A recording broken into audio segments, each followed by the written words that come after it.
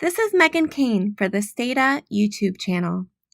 Jupyter Notebook has long been an easy-to-use web application where you can combine Python or other code, visualizations, mathematical formulas, and text in a single document.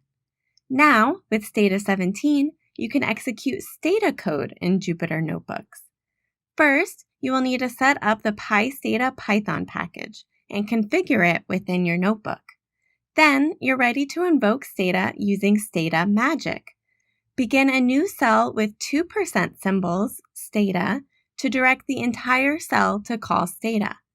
Or call Stata within a single line by using only 1% symbol. You can even load Python data into Stata by specifying the D argument, perform analyses there, and pass the results back into Python by specifying the eret argument. If you would like to learn more about calling Stata 17 from Jupyter Notebook, you can download the manual at stata.com.